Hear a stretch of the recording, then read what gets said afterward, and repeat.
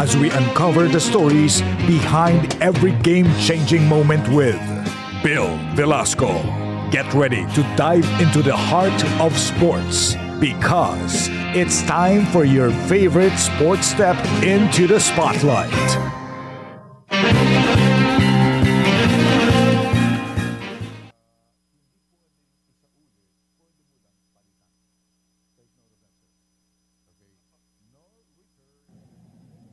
Isang napakagandang umaga po sa inyo lahat, teammates. Ito ang Hardball with Bill Velasco. Ang oras po natin, 11:01. Mamaya abangan ang ating panayam sa dating NBA at PBA player at naging head coach ng Alaska Milkmen sa PBA na si Alex Compton. Mamaya abangan din ang ating interview kay Peter Regalado Lopez, ang co-author ng libro ni Coach Joe Lipa, Coach Joe Lipa's Basketball 101. Pero bago tayo magpatuloy, may hardball merch na. Bumili ng inyong red, white, o black na hardball t-shirt sa halagang 500 pesos lang. Kontakin lang ang Courageous Shirts and Prints o si Coach Daryl Fontanilla sa Courageous Shirts and Prints sa hardballmerch@gmail.com at sa numerong nasa inyong screen. Ngayon mga kaibigan, pag-usapan natin ang isang napakalaki at napakasamang issue na nangyari sa boxing. Unang pagkakataon po ni Charlie Suarez na lumaban para sa isang world boxing title. Pero naudlot po ito dahil sa pagkakamali ng referee.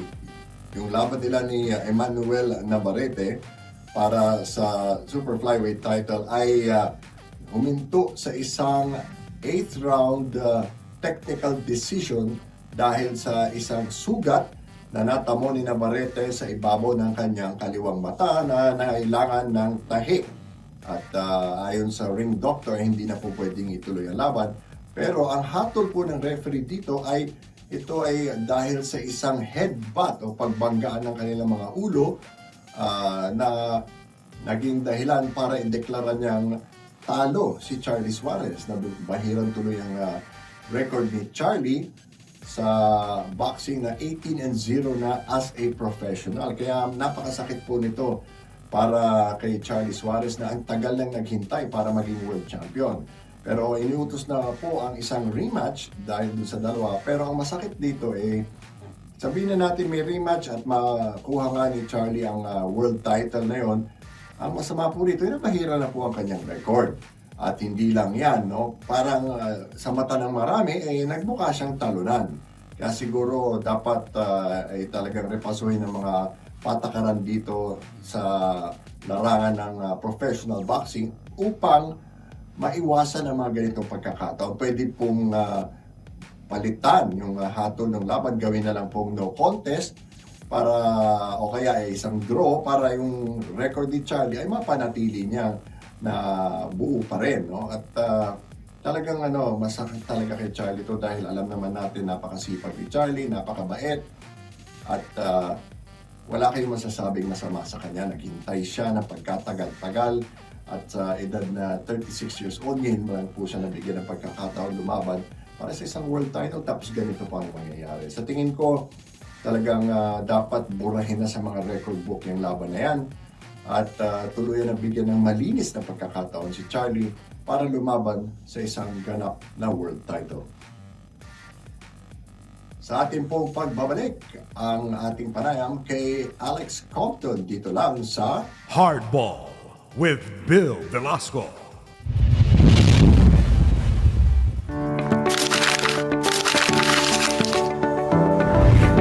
Do you have a gambling problem?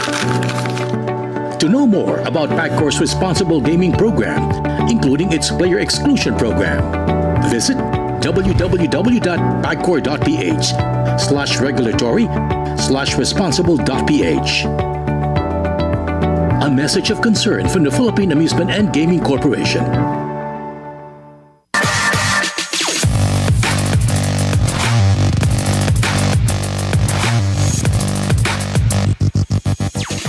Tuned in to Hardball with Bill Velasco. At ngayon, labis na kinagagalak natin makasama dito sa studio ang isang Matagal na nating kaibigan at matagal na rin hindi nakakabalik sa Pilipinas. A new book author. Walang iba kundi si Alex Compton. Welcome back home, Alex. It's great to see you, Bill. Salamat na marami. At para sa mga walang alam, hindi kami magkakapatid. Hindi ko kuya yan. So, I understand that you've written a new book and that's one of the reasons you're in the country. Yeah. So, yung kaibigan ko, si Kevin Delafu, naglaro din siya dati sa PBL. Pero sandali lang. Tapos pumasok siya sa education. And, well, it all really started. A friend of mine from UP, who has his PhD, wrote a book called Wisest Learners for Parents. Okay. And ang premise nun is gusto niyang tulungan yung mga magulang with the best way to say it is a holistic learning model for kids to help them understand how their kids learn better. And then he wrote that for parents, para sa mga teacher, para sa mga bata. And then tinanong niya ako, do you want to write a book for parents of athletes? So then we talked, Kevin and I talked. It took about 1.5 years. Wow. You know, because sports, I'm sure you've seen it. And I actually had the pleasure of coaching Vince a little bit, right? And my son, So a lot of parents, minsan, sobrang intense ng emotion natin. Yes. Nadadala din tayo, di ba? So it's used some psychological principles, yung mga ibang story namin, just as a way to hopefully be a guide and help parents think a little more intentionally kung paano sila pinapalaki ang mga anak nila. Okay. There's a movement like that in the United States, right? I think Phil Jackson and Cal Ripken are involved in that. Is to keep parents off the referees and umpires. Why do you think it is that parents think they know better than the coaches? Well, because nung pinanganak pa lang yung mga anak natin, we have to do everything for them, right?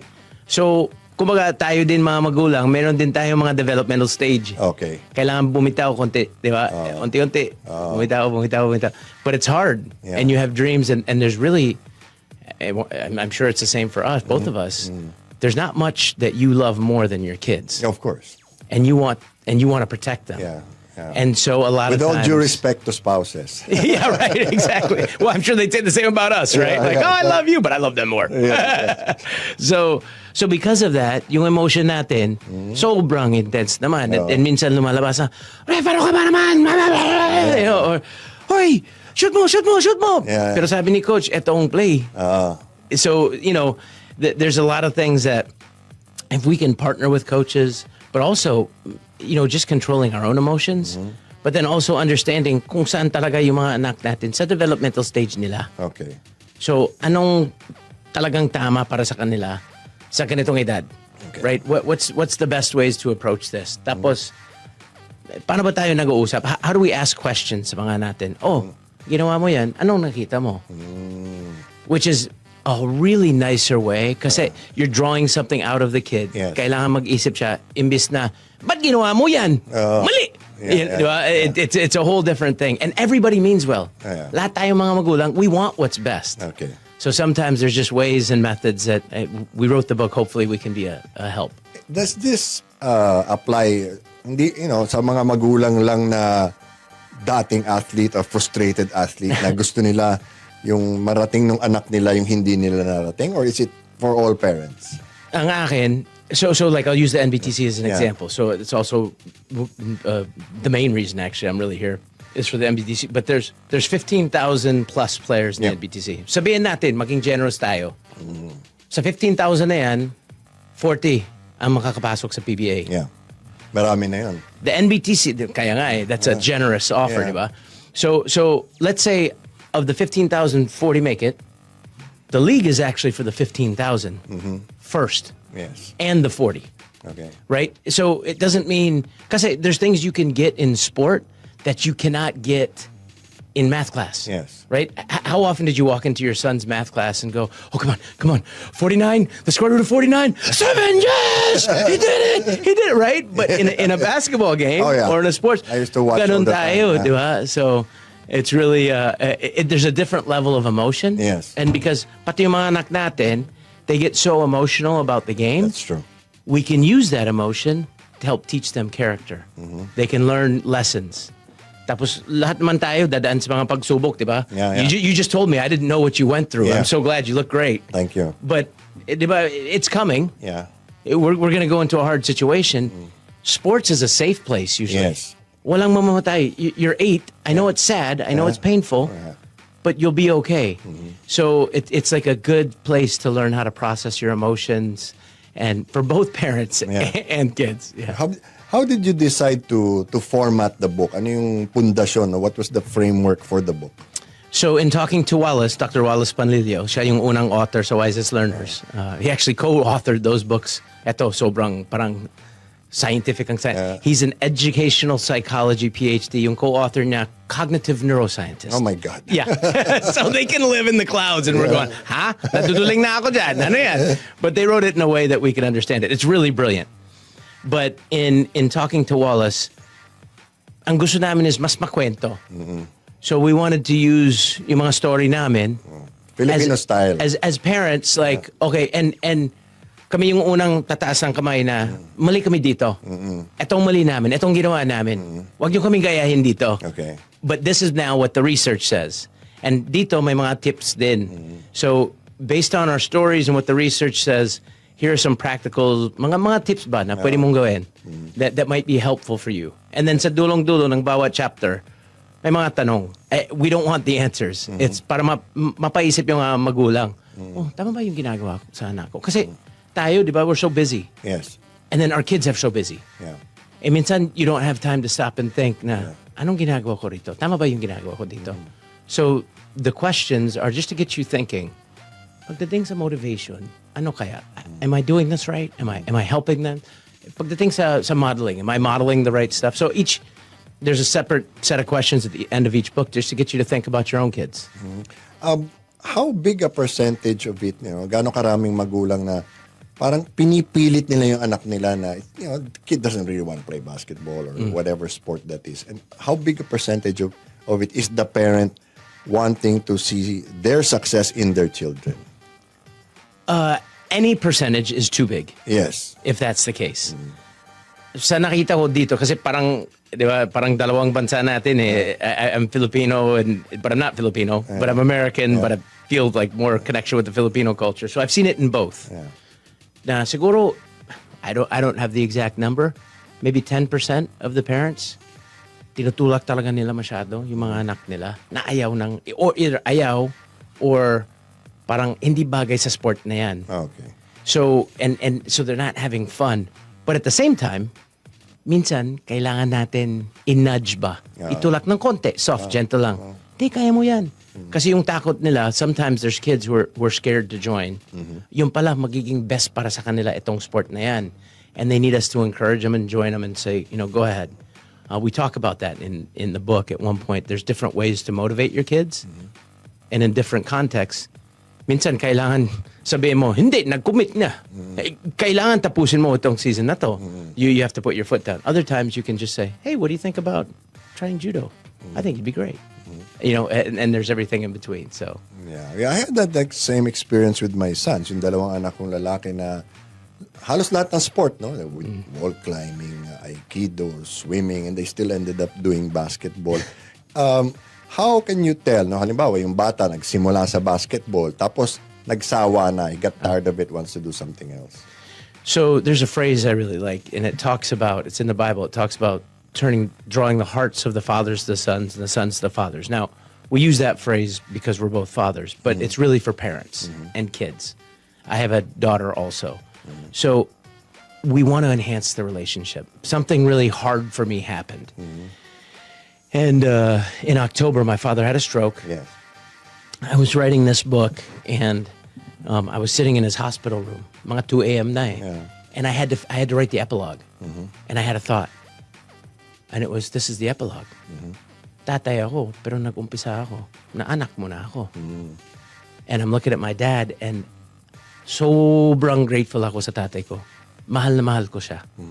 Not everybody has that same relationship. Yes. And I realized it's between 2 and like 3:30 a.m. I'm typing up this epilogue. When I'm there, when I'm in bed, and I'm on my deathbed, or it wasn't my dad's deathbed, but whenever that time comes for me, I hope my kids feel the way about me that I do about my dad. Wow. And I was like, oh, this is it. It's all about the relationship. Yes. There's nothing more important than family. And so, okay, if your kid Sabihin natin siya yung unang maglalaro sa NBA, yung unang Pinoy. Tuwang-tuwa tayo. He never talks to you again. Yeah. Is that worth it? You have to judge. For me, it would never be worth it. I want to spend time with my kids. I love them.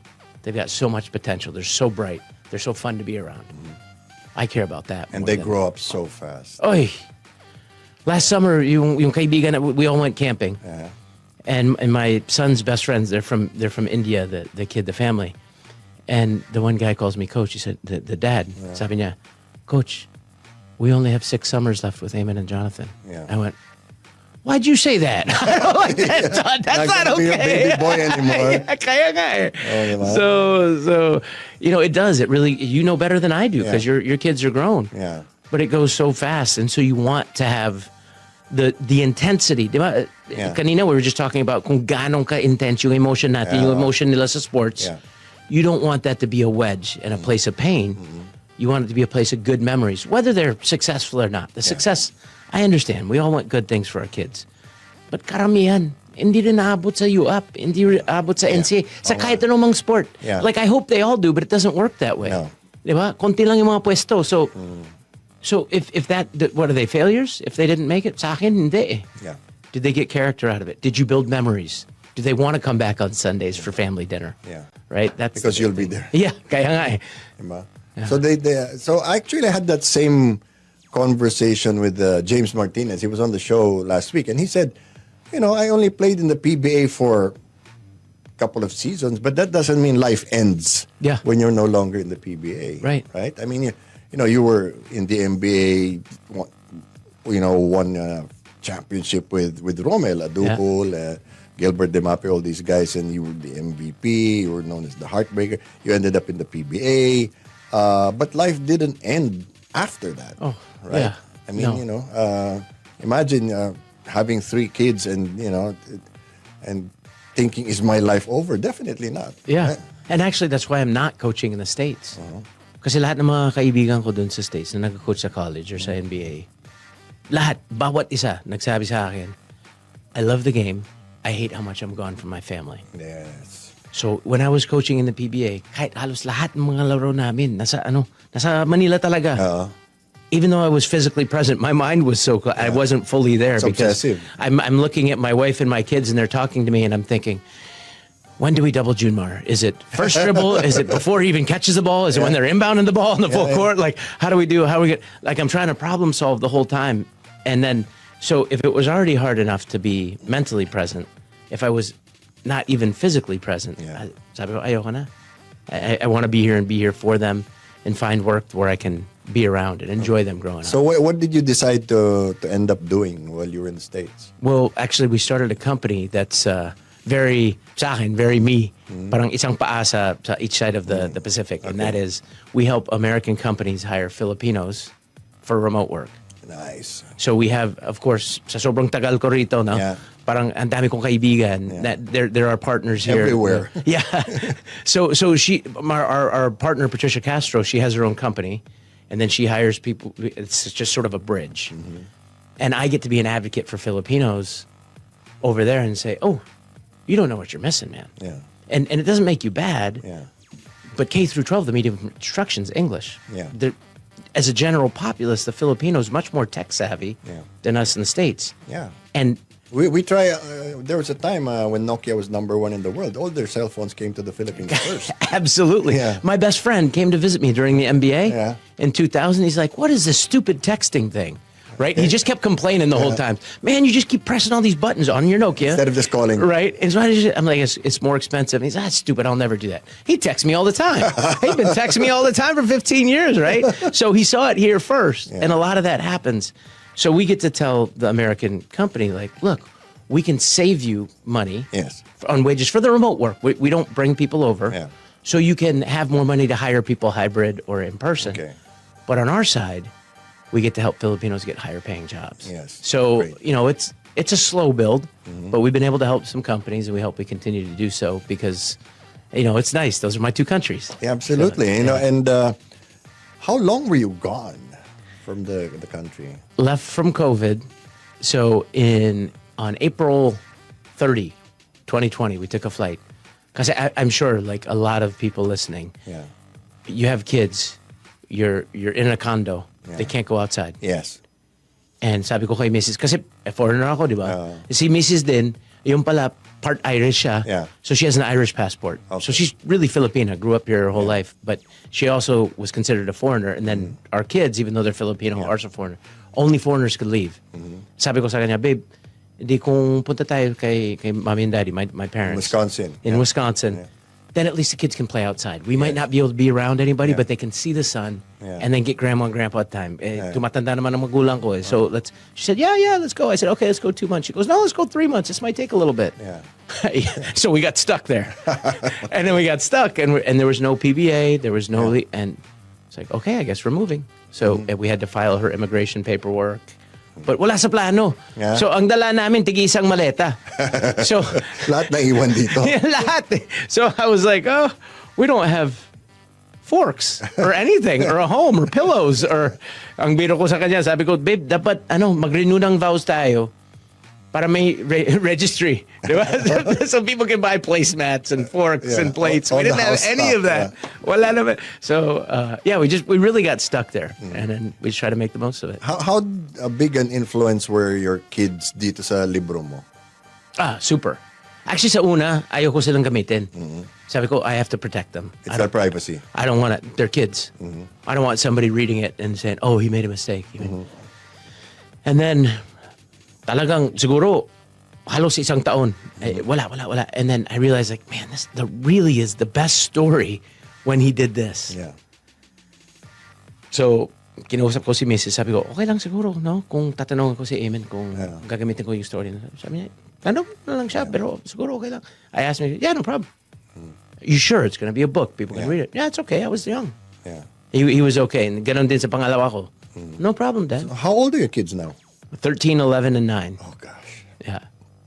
And so when they hit their teens, that's the worst. Says a man of experience. Yeah, that's when hey, Dad, don't kiss me. My friends are. Oh yeah. What's this deodorant thing? So my wife's a teacher at the school where all three of them go. Oh wow. And she's like, bawal pala. I can't give him a hug or a kiss or tell him. I was like, you should call him, oh, baby boo boo. I call him something like that just to mess with him. Yeah. They won't come home. Like, Mom, Dad, come on. It's not cool. Yeah, right. It's not cool. This book of yours, up to what age does it cover? Because, like you said, different stages of development ng mga bata. Up to what age does it cover? I would really say as long as they're with you, but not if they live with you till they're 35. Okay. In your basement. Okay. So, sa akin, it's really, it can be for the pro athlete who has a kid who's going to be 6'8" and, baka talagang maging NBA. And wants to be a jockey. yeah, 280 pounds. Kawawang kabayo. But yeah, no, it can be for but it's really more for everyone. Okay. The whole idea is if we can take a pause and stop and think, ba't ginagawa ko to? So, gumana siya last year. Bagay ba siya this year? Saan ba siya? Saan ba ako? How can I think more intentionally and have a little bit of a plan? Diba? Kung, if you're going to start a business, you have a business plan. Yeah. If you're going to, a lot of people will do what we call premarital counseling, which is very good before you get married. So, yun pala. We should have talked, we just avoided a fight there. Yeah. In the same way, dapat may plano tayo para sa mga anak natin. And it's not exactly, how are they going to be a gold medal badminton player? Or how are they going to be the best Azkal ever? Or how are they going to be It's, how do I raise them? How do I teach them character? How do I maximize their sport experience? How many is too many sports? Baka they're doing, like you said, your kids, diba? Maraming sports. Maybe they're doing 3 sports, but they're 15. Yeah. And it's decision time. Yeah. So let's talk about it. Let's get them ownership. What does that look like? So, yeah. How do you, anong payo mo sa mga magulang na, let's say their kid is he loves basketball, but basketball does not love him back. Right. How do you break that down? How do you, tell the child that maybe we should try something else? Ang akin dyan, as long as he can make the team and wants to play, Okay. ba mo pipigilan? Okay. We write in our chapter on leadership kasi marami sa atin, mga magulang, we're concerned about developing our kids as leaders. You can learn to lead from the back. Okay, yeah. I also teach that in my team buildings and corporate training. Yeah. Okay. So I can be, bangko talaga ako. 12 ang player. Akong pang 12. Akong pinakahuli. But you can get a ton from the team. And it's crazy how many people have become amazing leaders and they played sports, but they barely played. That's true. Right? So Most of the best coaches were bench oh, warmers. for sure. Because you get to look, think, watch how interactions, galit siya, hindi maganda yung interaction nila dahil sa yung how he said, like, you should be doing this, or this player. You see all these things play out and you get to think about them. A lot of the best leaders come from the bench. Yeah. And so this is what the Alaska culture, and and Sean Chambers and I talk a lot about be a superstar in your role. Oh, yeah. That's Absolutely. And that's, sa akin, that's a huge value of team sports. Is, okay, you want to be successful, great. That is always subject to us first. And It's how a do you- team sport. And how do you define success? Right. Right? It's not you scoring 30 points but the team loses. Right. Yeah, so it's the team winning. That's one of the things we want to do for parents in this book is to help them to think, how do I define success para sa anak ko? What does that look like? Right? Is it, kailangan mag-scholarship ka o hindi, failure ka? Maybe you want to think about that. What are you hoping, in the Filipino setting, what are you hoping the book will accomplish? I really hope that it helps parents think about some of their practices that, though well-intended, might not be appropriate at this stage. And so to just think, it's, again, Kevin and I, kaming unang tataas ng kamay. Ang dami naming halimbawa, ay, mali pala yan. Right? So it's Learn not from like... your mistakes. Yeah, it's not like, we're the experts, we've never screwed up. Hindi. We've made our mistakes. But if you can stop and think and go, okay, wait. Ba't natin to ginagawa? How are we doing? And if, more than anything, if we can prevent some of the painful stuff that comes around youth sports just by intentional thought and prevent some of that pain. Because sometimes we say stuff as parents na mas matindi sa suntok, mas matindi sa palo. You say something, and I know people who are 70 years old. They remember. My dad said this to me when I was 11. Yeah. And it's out of our emotion, not because we want to hurt them. Yep. And so hopefully we can deepen and build really good memories around a fun time instead of having some real pain. Oh, yeah. I mean, for me, it took me a very long time to understand where my stepdad was coming from because, he was very old school. That children do not talk unless, they're told to and stuff like, you cannot have an opinion. Right. My house, my rules, and all of those things. What about this, this view that parents nowadays, especially Gen Z and so on and so forth, are soft on their kids, are soft in general, and it's gonna be passed on to their kids? So it's a great question, and we actually discuss it in the book. So we do use some psychological studies. So I'm not a nerd, I'm a wannabe nerd. So I have a lot of friends who are nerds. But that's part of what's great about being on the Wisest Learners team. We have literal PhDs who will look through stuff, and we talk, and then we talk about studies. So there's one study that talks about 4 quadrants of parenting styles, without going through all of them. Always the best and most effective quadrant to be in is something called authoritative, not authoritarian. And what that means is the parents are very warm, they're loving, they're affectionate, but there's boundaries. Don't cross this line. Right? Kids need boundaries. They actually need them. So kung sasabihin mo lang, wag mong gawin yan tapos paulit-ulit, wag mong gawin yan baliwala yung sinasabi mo. Kailangan may boundary, kailangan may consequence, kailangan enforce mo agad. Right? Para clarify mo lahat mo, ito ang gagawin mo, ito ang mangyayari. Ginawa mo, ito ang mangyayari. But at the same time, that doesn't mean you don't love them. You still love them up and hug them. Now, I did a ton of things wrong at Alaska. I definitely did. I did some things right, but I there's a lot I could have been better. I was a first-time coach, right? But I always told the guys, like, hey, if you screw up, it's my job to tell you and hold you accountable. If you do a great job, I'm going to be your biggest cheerleader. But you're going to know it. And I think in parenting, it's a lot like that. Now, sometimes parents who are warm and loving feel like they're being mean if they enforce consequences. yeah. Sometimes people who have consequences feel like they're being soft if they're loving. The best parenting usually comes with both. You have both, and that's just a lot of research behind that. Okay. What about what's your stand on physical punishment? Kasi dito uso yung pinapalo ng tsinelas yung bata or sometimes anything the parent can grab and they hit their kid with it. So funny you brought that up because Wallace and I, he's one of my closest friends, the Ed Psych PhD. We've just spent about 3 hours yesterday talking about that. Okay. And the one thing in parenting is may kanya-kanyang style. Yung anak mo. Hindi ko anak. Ikaw si tatay, ikaw si nanay, ikaw ang bahala dyan. Right? We try to share and get you thinking and do what you think's best. In my opinion, clearly communicated boundaries, that there have been repeated warnings. You don't go first to the hitting, right? You don't go first to the spanking. But if you are somebody who believes in physical punishment and you say that's a possible consequence, then you have to follow through with the consequence. Or else you look bad. Something really important. Yeah, because you need to say... It's the integrity. Yeah, it's absolutely integrity. They can trust you said this will happen. And that matters to the kids. Now, a good thing to do if you are going to enforce physical punishment is pause.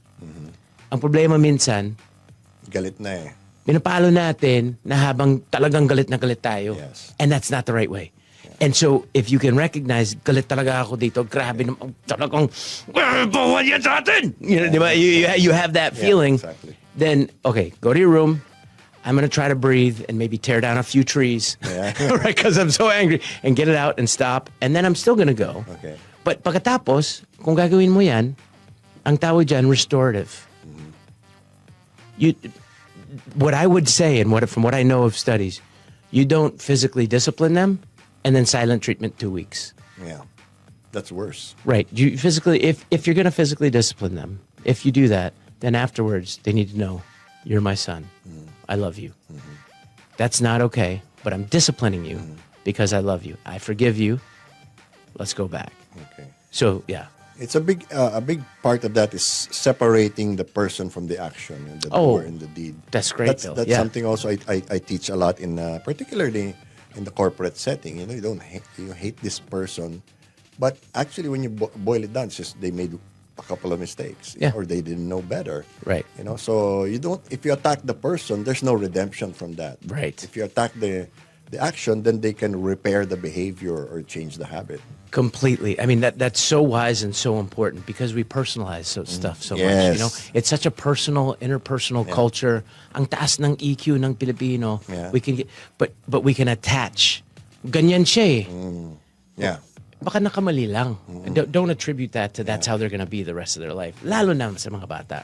They can learn. So that's a great point. I love it. Okay. So, maybe a couple of last questions. What did you miss most about the Philippines? Ayun, we were just talking about relationships. Seeing old friends. I mean, I don't know how long I've seen you, but Yeah. did you cover, I mean, our first, you weren't a rookie, but I was a rookie. Okay. And you were covering games. Yeah, 98. So literally from when I came in the country, I've known you. Yeah. And, you know, we weren't close right away. It was Yeah. new, but I got to know you and see you over the years. Yeah, We've done interviews. Frank we've done- called me a couple of times when I was in Bacolod, just because you knew how to speak Tagalog already. And you know, we were on the road a lot together. Yeah. And you know, we experienced a lot of things also at the same time, and it was something, you know, you don't forget. Yeah. Yeah. So who are you still in touch with among the old NBA guys?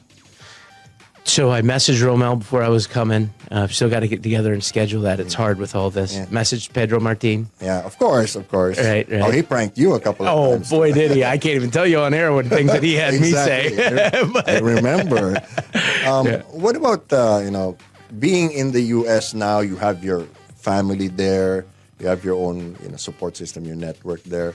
How are you ingraining Filipino culture with your kids? That's a great question. So, sa amin ni Mrs., it's really take the best of both cultures. Okay. So, we want to, like Filipinos are great about respecting your elders, Yes. which is a value we hold. Okay.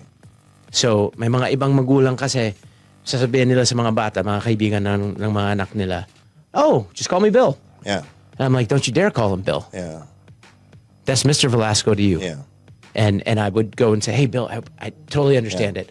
I just want him to really learn to respect authority. It's a cultural thing for us, right? And we say po at the end of each word. So we just want him to carry over that, like, you're a grown man. And they understand it. Yeah, right. And it's like, I don't have a problem with you, but I want him to learn to honor you. Yeah. Like my daughter, she's in grade 7 here in UPIS, and her best friend, nagmamano sa akin, and I said, it's something I'm going to have to get used to again. I haven't experienced that in a while. And she said, well, that's what my parents taught me. And, that's something that even if nobody else does it, but it's the right thing to do, you should do it. Yeah. So those values, right? There's a lot of things. And then, this is my opinion, but of the cultures, I've been around the world a bit, and I haven't studied all of them, but I would say Filipino cultures have the highest EQ, like the highest emotion. Like, people are so sensitive and aware of others' feelings. It's one of the reasons why I think Filipinos make the best caregivers, nurses, and doctors. Sure. It's not ESP. It's just a high EQ. They're really acutely aware of nonverbal cues. They understand how people are feeling on a different level, and so it makes them great caregivers. But sometimes that strength becomes a weakness. Yes. Madaling ma-offend. Yeah. And you become a people pleaser. Right. Yes, you can go a few different ways with it, right? So we want our kids to be sensitive, but not easy to be offended. Okay. Right? Try to pick up, how do you think someone else would feel about that? Yeah. Did you think that was right? Sometimes us Americans, now I'm talking about me, not the rest of my family, us Americans can be pretty direct and think, what? And you're like, that's come normal. on, man, you're clueless. You said that. You don't realize the impact of what you just said. And so we can screw that up. So we want our kids to be aware of how other people might feel and be able to communicate in ways that won't maybe offend some people. All right. Give the people about all the details about your book. Where can we buy it? And, okay, yeah. Yeah, sure. Yeah, so it's at Fully Booked. We had a book launch. The title is? The title, it's important, right? Yes, of It's course. important to say, is Guiding Your Child's Athletic Journey. Oh, okay. And the whole idea is a journey you're going on together, right? And so most of the time as parents, we're driving. So Guiding Your Child's Athletic Journey, it's at Fully Booked. It'll be at Fully Booked, I think, nationwide. And then it's on Amazon. So if you're someone who likes to use a Kindle, you can. And then it's on Amazon in the U.S. All right. Mga kaibigan, si Alex Compton, always a pleasure to have you around. Oh, Alex. great seeing you, Bill.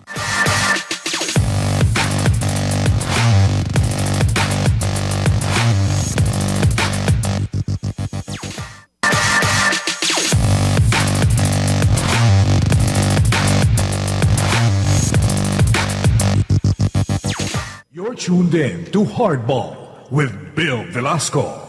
Ngayon naman, teammates, kasama natin dito sa studio ngayon ang co-author ng Coach Joe Lipas Basketball 101. Walang iba kundi si Coach Peter Regalado Lopez. Good morning, Coach. Welcome to Hardball. Thank you, Bill. So nice to be here. And I'm so glad that you gave me the opportunity to plug our book with Coach Joe. Okay. No? Paano nagsimula tong project na to? During the pandemic kasi we approached Coach Joe Lipa to make his memoir, coffee table book, no? Because yung equity niya as a basketball lifer. Oo naman. So sabi yun ang ano ko sa kanya, and not knowing meron pala siyang meron siya kasing yung basketball and brawn. So nung mid-90s, parang ito yung part 2. So ngayon, yun yung ginawa namin. Peter, meron akong mas financially viable. Ito gawin muna natin. Okay. So na-shelf yung coffee table book. Ano yung nilalaman nito? Sinong target audience itong libro? It's for grassroots level sa DepEd, Department of Education, mga PE teachers. Okay. For them those who don't have any background sa basketball, they can refer to the 280-page reference book. And then hopefully this year we'll also have an e-book as well that they can download, and then a YouTube channel where they can refer to the lessons from the book. So magkaiba, no? Magkaiba Yeah. yung versions. Yung sa iyo, Yes. pakita natin, no? Yeah. Sa cover pa lang, nagkaiba, no? So, anong pinagkaiba nitong dalawa? Itong DepEd edition, which was recently approved by the BLR, the Bureau of Learning References, we included chapter reviews for discussion. So that would only be the difference. You know, so from a classroom perspective or academic perspective, basketball now can be taught in both private schools and public schools. Oh, maganda siguro din yan, kausapin niyo yung TESDA, no? Kasi they have more than 300 different courses, pero wala silang ni isang sports course kasi yung yung infrastructure tsaka walang magtuturo daw. Yes. Oh, how did you decide kung anong kasali dito sa libro at kung hindi? Kasi pag sinabi mong basketball, lahat marunong yan eh. Correct. Kung walang katapusan yan eh. We approached the approach generally is to convert PE teachers into basketball coaches. Oh, okay. So we broke down in chapters who is the coach, the traits of a coach, the values of a coach, and then we went to we broke down the skills of the game from an individual standpoint, tapos team perspective, nandyan lahat. And then we added over the top si Ronnie Dizer, former UP dean ng SPEAR ng program, no? Was an assistant coach to Coach Joe. Oo. So I told Coach Joe, lagyan natin ng strength and conditioning.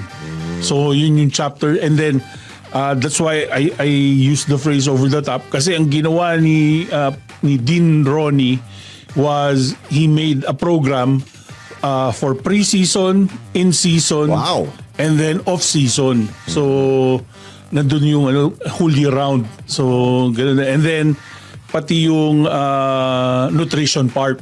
Okay. Yung recovery, yung from a nutrition. Dati wala yan eh. Exactly. Ang kwento nga sa akin ni Coach Joe doon sa memoirs niya, after they practice basketball during the 60s, they would just eat singkamas na may alamang. So those kind of salt things. lang. Yes, exactly. So yun yung recovery food nila.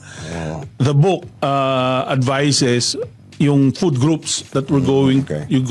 An athlete would need to have him back in practice efficiently once again. I see. I also noticed na meron kayong forward from Tim Cone. Yes. No? How was that process like? Kasi si Coach Joe, during the pandemic, had so much time, he informed 12 coaches. Okay. In various levels, from the professional, women's league, women's basketball, high school, and Tim Cone was included because when Tim Cone was when Maestro 2.0 was starting his coaching journey with Alaska, they shared the same practice facility. Okay. And sa Eric Reyes Gym, no, sa Mandaluyong. And then Coach Tim would approach Coach Joe. He told Coach Joe, I would like to go early to your practice in sa Eric Reyes Gym so I could watch your practices. This was the time yung Philip Sardines. Okay. So Coach Tim was there. Ang witness account naman nito was from Chino Trinidad. Oo, at saka si Coach Tim, ibang klase yan. Yes. Brute mental force talaga si Coach Tim. No? Correct. He used to write 20-page reports for every game sa Alaska and dictate them over the phone even sometimes. So, what were the other inputs that you got for this book aside from si Coach Joe?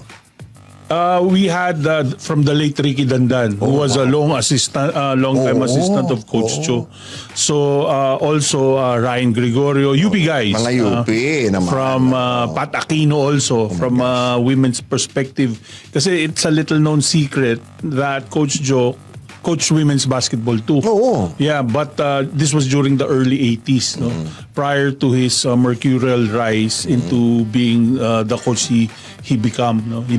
So sino pa ba? Si Louis Alas. Louis Of Alas course. is there. Coach Al Francis. Oo naman. So they put in, just to update kasi Coach Joe was insecure about it, no. Peter, wala na ako, laos na ako eh. Parang ano pa yung ma-offer ko sa basketball ngayon. Sabi ko, hindi coach, yung equity nyo. Ngayon niya lang din na-realize when he came back into the limelight through this book. Tsaka yung mga produkto niya. Yes, exactly. Diba, yun ang number one eh. Exactly. Before this generation came out, sino Coach Gold? Sino pa ba nagpa-champion ng UP? Di siya. That's right. Correct. Benji and Ronnie and Coach Eric Altamirano. Yes, Puro that's mga right. Joey Guanyo. Yan ang mga player niya. My gosh. Yeah. Yung ilang Philippine team yung hinawakan That's niya. right. Wow. But really, what amazes me about this book is Yes. parang ang talas pa rin ni Coach Joe. Exactly. No? I mean, normally people with since I'm already a senior, with our age or older, parang yun ang isa sa mga nawawala. Pero Correct. siya parang lahat naalala pa niya. Correct. That's right. So that's what we capitalized on. Yung tama yung choice of word mo na matalas, and that describes Coach Joe perfectly. Na biglang katulad noon yung nung Sunday nawala ka ni. Basketball balik tanaw. So Coach Joe was sharing his experience with the Lebanese team, yung bronze game nung 86, di ba? He was pitted against the coach na who knew how to counter his maneuvers. Okay. So he was he feared this coach. And then si Coach Joe, ano yan Bobby Knight. Diba? So, ano yan, kada play, kada possession, he's shouting instructions as if he is part of the game. No? So, the coach, I forgot his name, but I'm going to ask Coach Joe, approached him after the game. Why do you keep on shouting pressure? In our country, in Jordan, we don't shout pressure. We say kill them. So yung gano'n na mas mataas yung ano sa kanya. Na it brought the house down when Coach Joe shared that anecdote. Na ako, I'm running, I have established 2 years and a half relationship with Coach Joe as his biographer. Ngayon niya lang kinuwento yun. So, sabi ko, nagulat ako doon na meron pa pala siyang up his sleeves na mga anecdotes na gano'n. I was just talking to Manny Victorino a few minutes ago. Sabi ko nga, paano ba yung paabot sa mga bagong henerasyon yung mga nangyari nung una, di ba? Yes. Kasi Filipinos are not really known for having a good sense of history. Correct. Di ba? Correct. Tanongin mo kung sino si Flash Elorde. Yeah. Di ba? Correct. Si Sonny Jaworski, naalala na lang kasi itong mga fans ng Ginebra. Yes. Anak, apo na ng mga naging fans Correct. niya, di ba? That's right. So ikaw sa tingin mo, do Filipinos really still have a sense of history na kaya nating balikan yung mga nakaraan natin? Yeah, we really do. There's still hope. So hope springs eternal. Like what you're doing, Kinito, and you publishing books. Yeah. Still, no? So I'm following that direction because I have with me 3 coffee table books na naka-line up, corporate sponsors na lang for the longest time. Si Coach Ato Badulato, naman. Larry Albano, wow. and then Coach Joe. So ito yung 3 book set na I'm sitting on na we're working on as a group, and hopefully ito nga yun, yung history na it's going to be these coaches' legacy and my legacy as a passionate practitioner of the game. How do you know when to stop? Kasi pag yung mga kagaya nung henerasyon ni Coach Joe, walang tigil ang kwento niyan eh. Exactly. Diba? Or may maalala bigla yan, diba? When do you know how to stop? Meron na, actually. Meron na kasi kay Coach Joe, recently, he received his most outstanding alumni sa VMAPA. VMAPA High School was the biggest high school in the world for a time. So during his time, so parang nakuha niya na yung Triple Crown. Wala naman tayong Naismith eh. Diba? So yung PSA award. Tapos UP, bahay ng alumni, gave him the highest honor being for sports. And then nakumpleto niya na ito yung VMAPA. Doon na ako nagano. Kasi kasama ako doon nung sa Manila Hotel. I immersed in the vibe. So naramdaman ko yung naramdaman niya. I was among his peers. Yung mga babae na bigla na lang sabi niya, ikaw, tatandaan kita, binabantayan mo pa si Eddie Gutierrez sa Sampaguita Pictures. Araw-araw mo ako nakikita, mas lamang ako paligo doon. So, yung mga ganung comedy, diba? So, from a national treasure na you get to go back to his days as a youth, as a high school student. So, those things na hindi naman na-publish yan eh. So we have to capture that. So yun na nga, sayang talaga. And I remember very distinctly no ako'y batang reporter pa noong 1980s no. Hindi ko makakalimutan sinabi ni Coach Joe before players' greatest ambition was to play for the national team. Correct. Now, they want to play, at that time, they want to play for the national team so they get a higher salary in the PBA. Diba? Na nangyari naman talaga, diba? Right. I mean, you started getting these max salaries after that, no? And he's seen it all. I mean, ano pa bang hindi napagdaanan ni Coach Joe? Correct. I mean, lahat kasi. And he's a bridge from that time when basketball was still developing to now. No? Exactly. And during that time, when he was a national basketball team coach, 87, parang pinuno sila yung pumuno eh. Parang 6 lang yung teams ng PBA, 7. And then yung panahon nila, Alvin Patrimonio, it saved the PBA box office wise and popularity. And yung 80, ano ba yun? 87 or 89 na youth team. No, 86. Yung na disqualify sila lahat kasi overage. Exactly. Yung only like 72 days to That's right. Tapos naka-medal pa. Parang ano lang yun eh. Less than 20 days eh. Kasama pa yung tryout. Kasama pa yung tryout. Grabe yun. Twice a day training sila. Correct. Alala ko, at saka wala pang aircon yung Rizal Memorial. That's right. Diba? Exactly. Kailan lang nagka-aircon yun. This is, ako, the mere fact na kaya mong pagkasyahin sa ganito lang mga kwento ni Coach Joe. Magkaka-part 2 pa ba ito? Part 3. Actually, ito kasi reference book.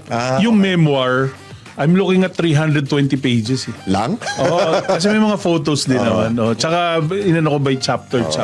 Okay. Ang Pinoy ba in this day and age? Kasi I mean, maraming nag-memoirs, no? Betselis used to write books. Ronnie Latania, sa God Rest His Soul, may memoirs din. Sa tingin mo ba ang mga Pinoy nagbabasa pa ng libro?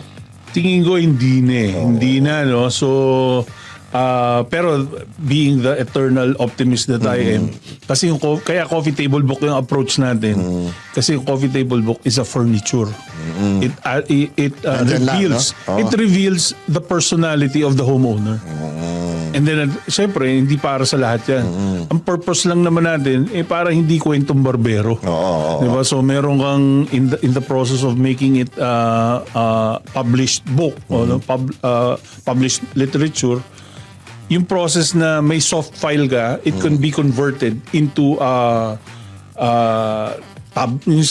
e-book. No? So, doon na yung hopefully, yung bato globally ng mga like-minded Filipinos, and then yung YouTube, doon na lang isi-serialize to at least to monetize para dun sa mga magiging partners. Okay, wow. And so, saan mahahanap itong libro ni Coach Joe?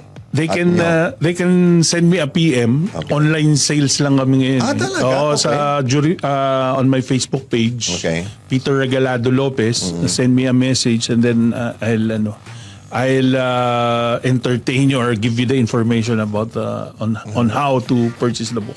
Okay, and then shipping at the buyer's cost. Yes, of course. Thank you so much, Peter. I mean, this is a wonderful thing that you're doing, and I'm also a big history freak myself, so I really appreciate this book. Thank you so much. You're welcome, Bill, and thank you as well for bringing me here. Ano rin ako Hardball, yung magkasama pa kayo ni late Mon Liboro, nanonood na ako nito.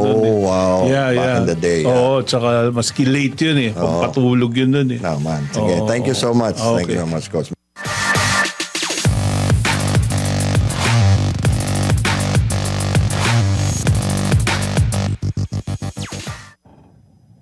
bago tayo magpatuloy sa ating mga shoutouts, may hardball merch na. Bumili ng inyong red, white, o black na hardball t-shirt sa halagang 500 pesos lamang. Kontakin lang ang Courageous Shirts and Prints sa hardballmerch@gmail.com o si Coach Daryl Fontanilla.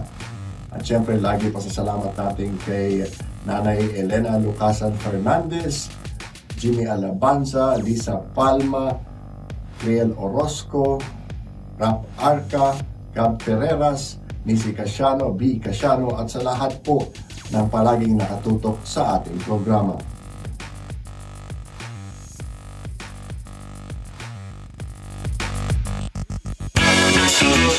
Looking to level up your brand? Advertise with us, where everything you need are rolled into one. All in one. In DWAN. From news, entertainment, to music, all in the mix. DWAN 1206 AM is your partner in reaching real people with real impact. For inquiries, send us an email at logansrunprod@gmail.com or get in touch with us at 02-7001-3053. The 1206 AM